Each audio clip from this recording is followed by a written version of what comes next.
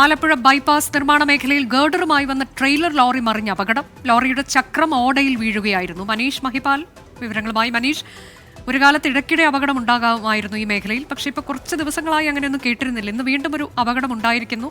ആർക്കെങ്കിലും പരുക്ക് പറ്റിയിട്ടുണ്ടോ? വിശദാംശങ്ങൾ. അനുജ, ഈ ആലപ്പുഴ ബൈപ്പാസിന്റെ രണ്ടാം ഘട്ട നിർമ്മാണം നടക്കുന്നതിന്റെ വടക്ക് ഭാഗത്ത് കാഞ്ഞിരഞ്ഞിറ ഭാഗത്താണ് ഇന്ന് രാവിലെ 8:30യോടുകൂടിയാണ് ഈ ഗർഡറുമായി വന്ന ട്രെയിലർ ലോറി മറിഞ്ഞത്.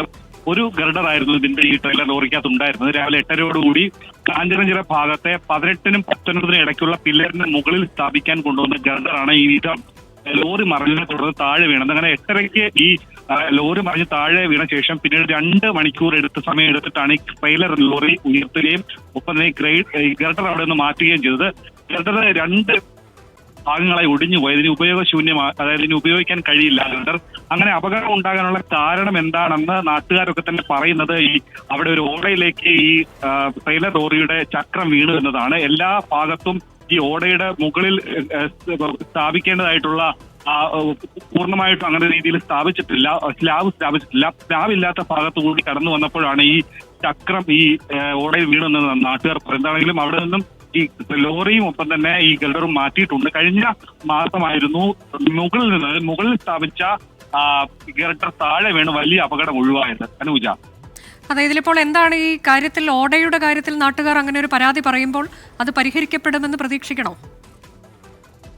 ഓടയുടെ എല്ലാ ഭാഗത്തും ഈ വിധം സ്ലാബ് സ്ഥാപിക്കാതിരുന്നിട്ടില്ല എന്നാണ് നിലവിൽ ഈ ദേശീയപാത അതോറിറ്റിയുടെ കരാറുകാർ പറയുന്നത്. ചില ഭാഗത്ത് വാഹന ഗതാഗത നിയന്ത്രണം ഏർപ്പെടുത്തിയിട്ടുണ്ടെങ്കിലും നാട്ടുകാർ അതൊക്കെ തന്നെ തെറ്റിച്ച് ചില ഭാഗങ്ങളിലൂടെ വാഹനം ഓടിക്കുന്നുണ്ട്. അങ്ങനെ ഉള്ള ക്രമീകരണങ്ങൾ പാലിക്കാത്ത സമയത്താണ് ഈ ഓടയുടെ ചില ഭാഗങ്ങളിൽ സ്ലാബ് മാറ്റേണ്ടി വരുന്നത്. അങ്ങനെയുള്ള ഭാഗത്തുകൂടി കൊണ്ടുവന്നപ്പോൾ ഡ്രൈവറുടെ അശ്രദ്ധ എന്നതുകൂടിയാണ് കരാറുകാർ പറയുന്നത്. അങ്ങനെയാണെങ്കിൽ എന്താണ് അശ്രദ്ധ എന്നത് കൂടി വ്യക്തമാക്കേണ്ടതുണ്ട്. ഈ വാഹനം ഓടിച്ച, അല്ലെങ്കിൽ ട്രെയിലർ വാഹനം ഓടിച്ച ആൾക്ക് പരിക്കില്ല. 2 പേരായിരുന്നു ഈ വാഹനത്തിനുള്ളിൽ ഉണ്ടായിരുന്നത്. ചില്ല് പൊട്ടിച്ചാണ്, വാഹനത്തിന്റെ ഗ്ലാസ്സിൽ പൊട്ടിച്ചാണ് ഇരുവരെയും പുറത്തേക്ക് എത്തിച്ചത്. അങ്ങനെ ആളപായമൊന്നും ഉണ്ടായില്ല. പക്ഷേ ദിനത്തിരക്കേറിയ സ്ഥലമാണ്, നിർമ്മാണ മേഖലയാണെങ്കിൽ കൂടി ആളുകൾ പോകുന്ന ഗതാഗതം നടത്തുന്ന ഒരു മേഖല കൂടിയാണ്. അങ്ങനെ രാവിലെ 8:30-ക്ക് ഈ വിധം മറിഞ്ഞു വീണിട്ടും വലിയ ആളപായം ഉണ്ടാകാതിരുന്നത് വലിയ ഭാഗ്യത്തിൽ ഒന്ന് മാത്രമേ പറയാൻ സാധിക്കുള്ളൂ. കഴിഞ്ഞ മാസവും ഈ വിധം മുകളിൽ സ്ഥാപിച്ച ഗർഡർ താഴെ വീണു വലിയ അപകടമാണ് ഒഴിവായത്. തലമറയിലേക്കാണ് പല ആളുകൾ വന്ന് രക്ഷപ്പെട്ടത്.